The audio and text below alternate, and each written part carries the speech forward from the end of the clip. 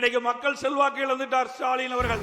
இளைஞருடைய செல்வாக்கு நடைபெற்ற சட்டமன்ற பொதுத் தேர்தலில் அந்த இளைஞர்களுடைய வாக்கு கிடைக்க என்பதற்காக இந்த 10 லட்சம் நடைபெறுகிறதை முன்னிட்டு 10 லட்சம் மாணவர்களுக்கு, அரசு கல்லூரியிலே படிக்கின்ற மாணவர்களுக்கு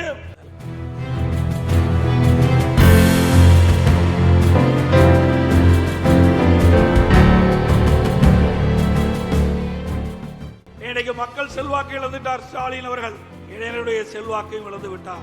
அதனால இப்பொழுது அறிவிப்பு கொடுத்திருக்கிறார். கல்லூரியிலே படிக்கின்ற மாணவர்கள், அரசு கல்லூரியிலே படிக்கின்ற மாணவர்களுக்கு லேப்டாப் கொடுப்பதா சொல்லியிருக்கிறார். தொடர்ந்து 4 ஆண்டு காலம் சட்டமன்றத்தில் அழுத்தம் கொடுத்தோம். அனைத்து இந்திய அண்ணா திராவிட முன்னேற்ற கழக அரசு இருக்கின்ற பொழுது, இளைய புரட்சி தலைவி அம்மா இருக்கின்ற பொழுது அரசு பள்ளி படிக்கின்ற மாணவர்களுக்கு ஒரு விஞ்ஞான கல்வி கொடுக்க வேண்டும், அறிவுபூர்வமான கல்வி கிடைக்க வேண்டும். இதற்காக மடிக்கணி திட்டத்தை கொண்டு வந்தார்கள்.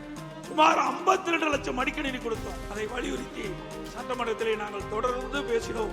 சட்டமன்ற உறுப்பினர்களும் பேசினார்கள். தொடர்ந்து பத்திரிகையின் வாயிலாக, ஊடகத்தின் வாயிலாக நம்முடைய கருத்தை தெரிவித்தோம். அப்பொழுதெல்லாம் ஸ்டாலின் இந்த திட்டத்தை கொண்டு வருவதற்கு உடன்படல.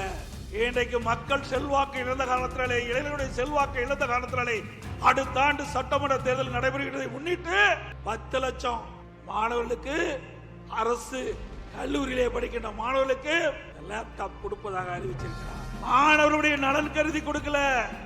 அடுத்த ஆண்டு நடைபெற்ற சட்டமன்ற பொதுத் தேர்தலில் அந்த இளைஞர்களுடைய வாக்கு கிடைக்க என்பதற்காக இந்த 10 லட்சம் லேப்டாப் கொடுத்திருக்கிறார். இந்த கல்லூரி திறப்பதற்கு முன்பே கொடுத்திருந்தா அவளுக்கு பயனுள்ளதா இருந்திருக்கும். ஆனா கல்லூரி திறந்து 5 மாதம் கழித்து இப்ப கொடுக்குறீங்க. அந்த கல்லூரியில் மாணவர் சேர்ந்த உடனே அவருடைய சொந்த பணத்துல லேப்டாப் வாங்கி இன்றைக்கு அதன் மூலமாக அறிவுத்திறனை வளர்த்துக்கிட்டு இருக்கிறாங்க. இந்த லேப்டாப் கொடுப்பதனால என்ன பயன்? எந்த பயன்?